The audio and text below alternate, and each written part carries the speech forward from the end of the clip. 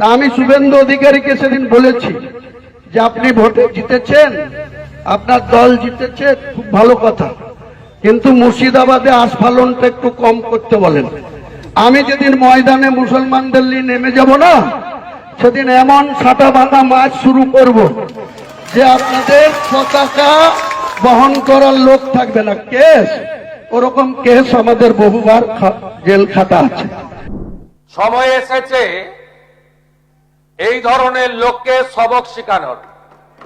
একটা ভিডিওতে দেখেছিলাম একজন ব্যক্তি যার নাম হচ্ছে হুমায়ুন কবির, তিনি বলেছিল যে শেকটা ভেঙে দিব। হ্যাঁ, এখন কথা হচ্ছে তিনি কেন এটা বলেছে আর এটা বলার পরে আমাদের মুখ্যমন্ত্রীর কি রিয়েকশন, এইটা কিন্তু আজকে দেখব।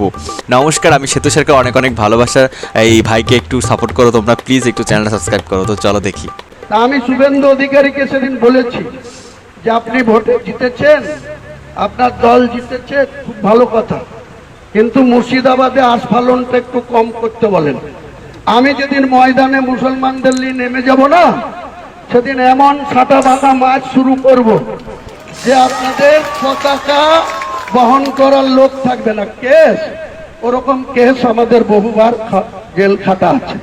আমি বলি কি, উনি তো কোনো একটা দলের হয়ে প্রতিনিধিত্ব করতেছে, হয়তো আমাদের মুসলমান ভাইদের হয়ে প্রতিনিধিত্ব করতেছে, কিন্তু উনি একটা পদে থাকতে মানে থাকার সময় তিনি কি এই ধরনের কথা বলতে পারে জনসমাজে?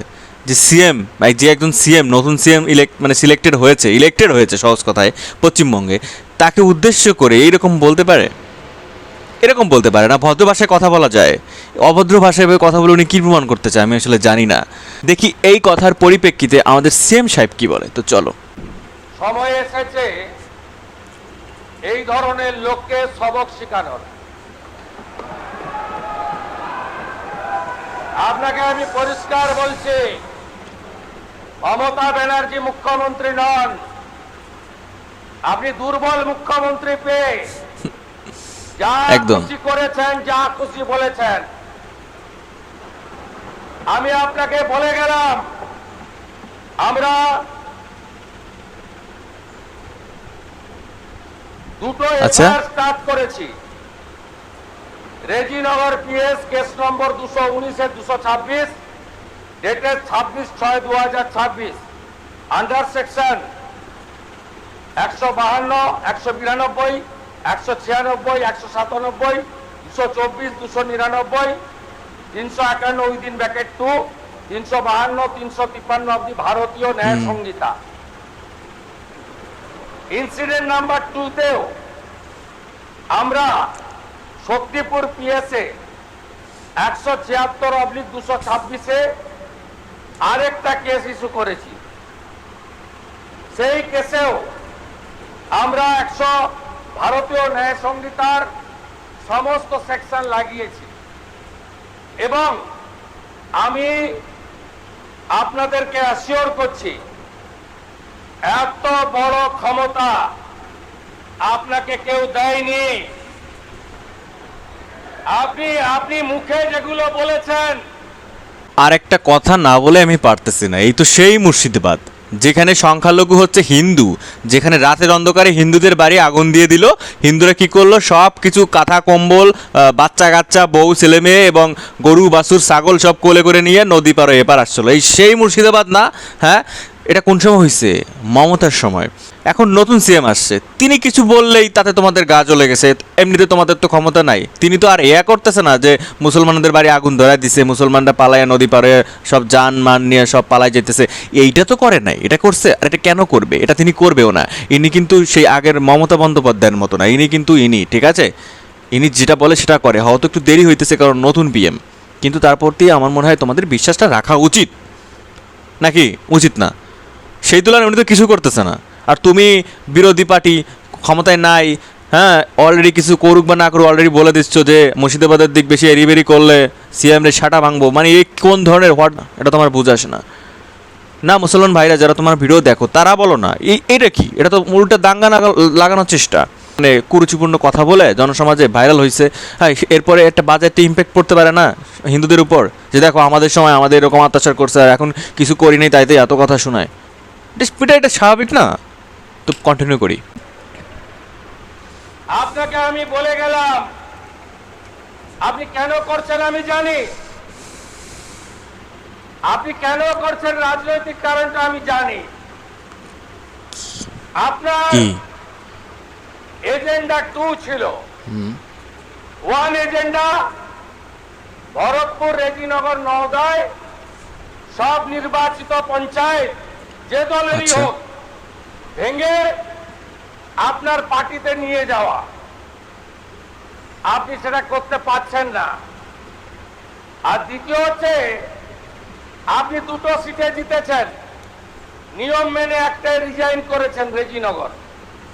আগামী 2-3 আচ্ছা, মাসের মধ্যে উপনির্বাচন হবে, এই জন্য আপনি আপনার ছেলেকে জেতাতে চাইছেন।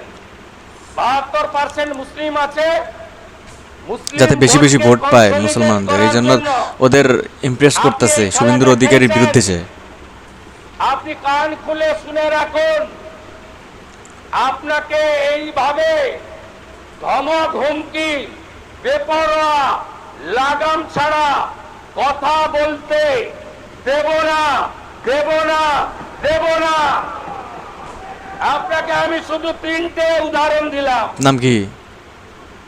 সন্দেশখালীতে একজন ছিল,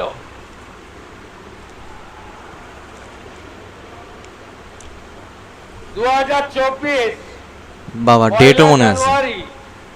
বলেছিল তৎকালীন বিরোধী দলনেতা এলে কিভাবে সম্ভব সার্জারি করে? তার হাত কেটে পায়ে, পা কেটে হাতে লাগাবে, বাবা আর চামড়া ছাড়িয়ে পুষ্পা নাকি? মেদিনীপুরে পাঠিয়ে দেবে।